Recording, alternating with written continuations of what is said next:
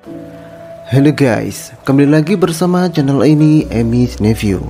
Kali ini admin akan melanjutkan kisah Vector of the Destiny atau Zhe Tianji, yang dimana sebelumnya Chang Sheng berhasil membuka kembali akademi tradisional.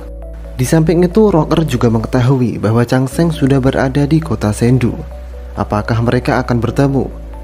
Dan di sisi lain, apakah Lulu akan diterima menjadi murid oleh Chang Sheng? Oke, tak perlu lama-lama lagi, inilah Vector of the Destiny part keempat.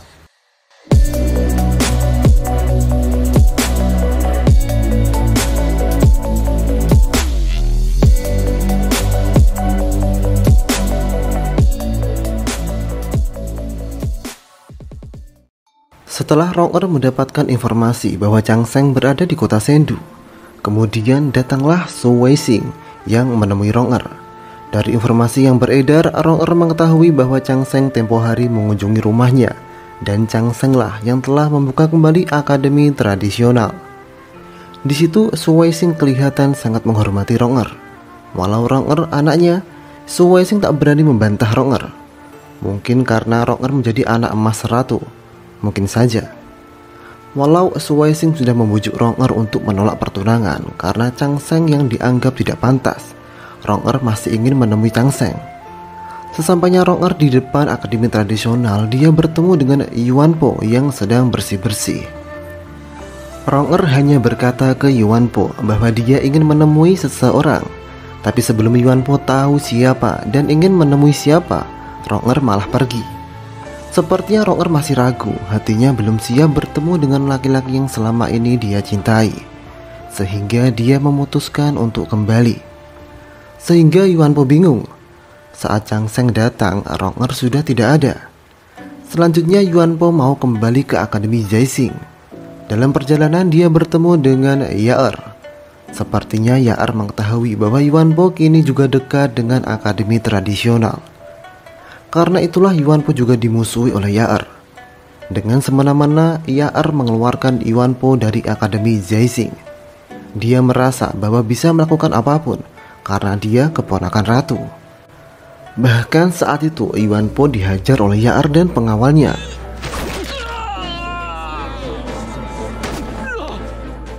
Beruntung saat itu Lulu berada di dekat TKP sehingga Lulu menolong Yuan Po.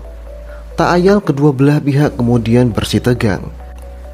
Saat itu Yaer masih saja bacot karena dia tidak tahu identitas Lulu yang sebenarnya. Dengan cepatnya Lulu menghajar Yaer.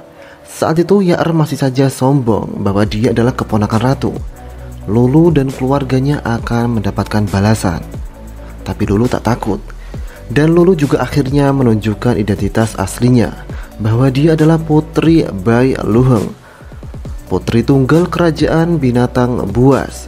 Seketika Yaer langsung terdiam, tak berani berkutik kepada Lulu.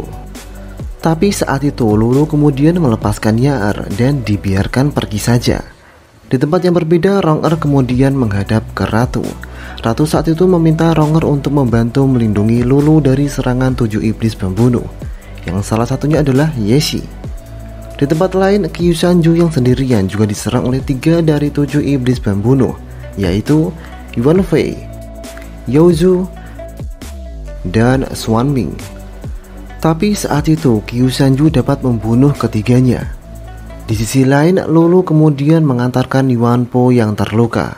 Dalam perjalanan, Lulu kembali diserang oleh Yeshi. Sekilas Jenderal Jin dan pengawalnya kewalahan menghadapi Yeshi.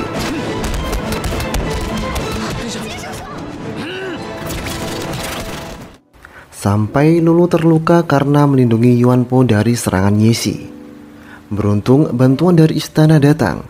Moyu dengan cepat sampai di TKP dan akhirnya Yeshi lagi-lagi kabur. Tapi Yeshi sudah ditunggu oleh Rocker, sehingga Rocker dapat mengalahkan Yeshi.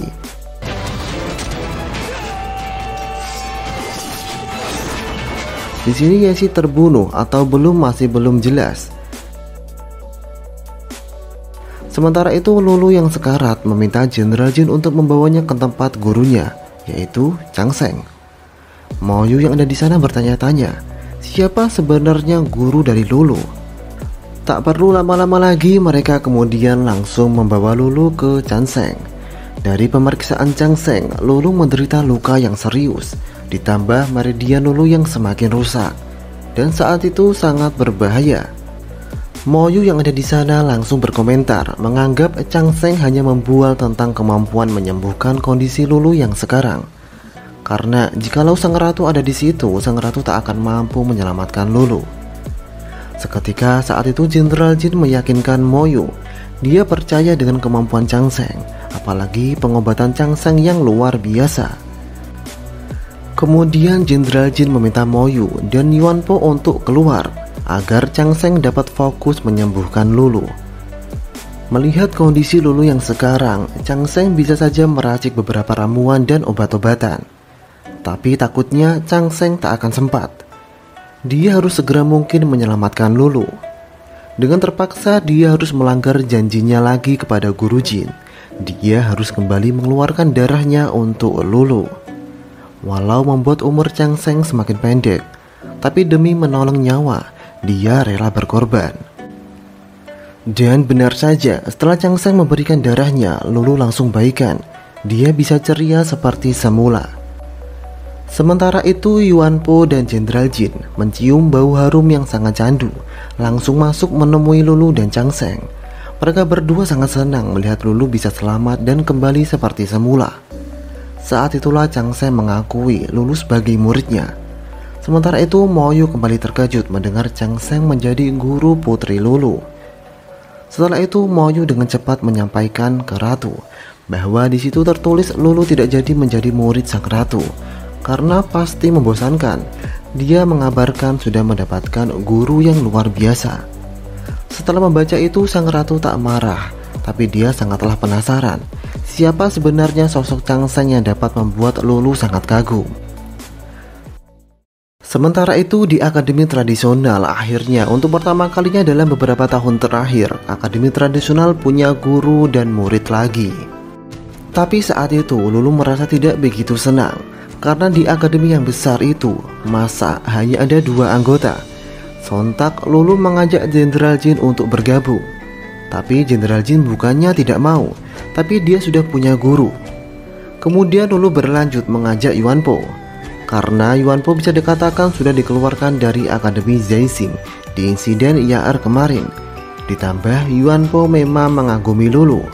Akhirnya Yuanpo mau bergabung dengan Akademi Tradisional. Tapi saat itu Yuanpo harus menjadi murid dari Lulu. Bisa dikatakan sekarang Chanseng mempunyai 2 murid. Mereka bertiga akan mewujudkan cita-cita mereka di Akademi Tradisional. Besok harinya, Chanseng kembali mencari tahu bagaimana mengatasi kondisi tubuhnya agar mampu bertahan dalam mengikat bintang. Banyak buku yang telah ia baca.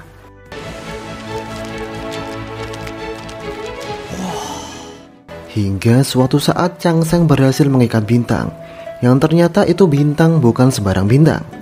Bintang itu terlihat menyala terang dengan sinar merahnya, sehingga seluruh daratan menyaksikannya. Semua orang penasaran siapa sebenarnya yang mengikat bintang itu.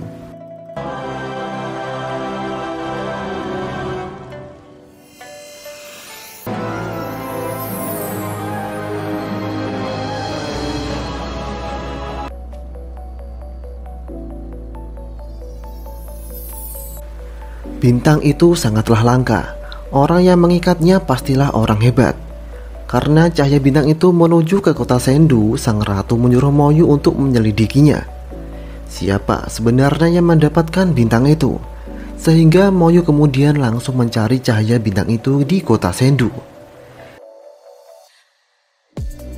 Di sisi lain, kekhawatiran muncul dari pihak klan iblis berjubah hitam. Setelah melihat cahaya bintang merah menyala, mereka takut muncul orang hebat lagi seperti Kaisar Taizong yang dapat menghancurkan mereka. Sehingga saat itu juga mereka mengutus Nanke untuk menemukan pemilik bintang itu dan membunuhnya. Sementara itu Moyu yang tadi menerima tugas dari ratu untuk menyelidiki cahaya bintang itu di kota Sendu, malah tak sengaja bertemu dengan Tang Xiao yang sedang mencoba sayap terbang barunya. Mungkin dikira kuntilanak atau monster jadi-jadian. Mo Yu kemudian menyerang Tang Xiao hingga Tang Xiao jatuh. Seketika Tang Xiao ingin langsung marah, tapi saat dia tahu bahwa pelakunya adalah seorang wanita yang cantik, dia berubah 180 derajat menjadi sok keren. Dengan memasang muka fuckboy-nya, Tang Xiao malah menggoda Mo Yu, yang berujung Tang Xiao dihajar Mo Yu dan ditinggalkan pergi.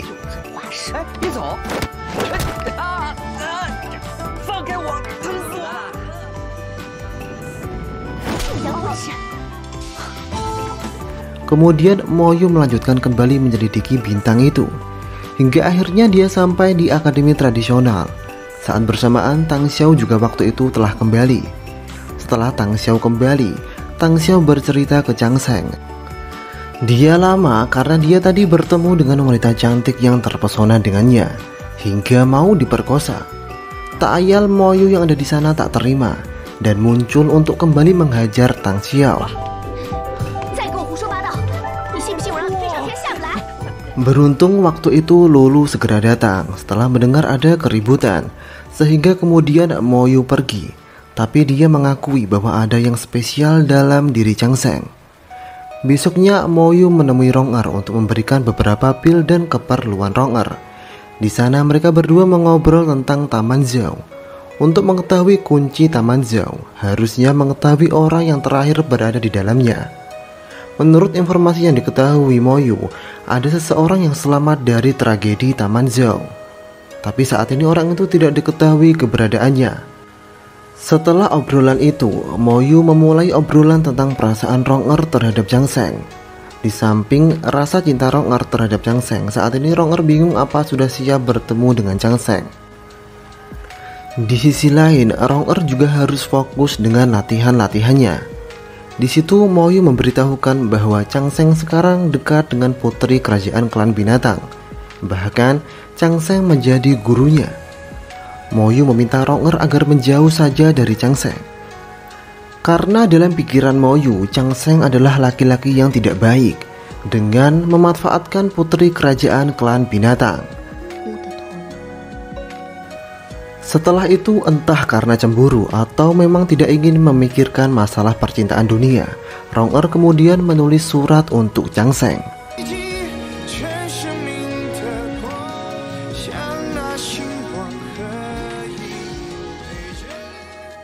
Yang isinya, Rong Er ingin sendiri dulu.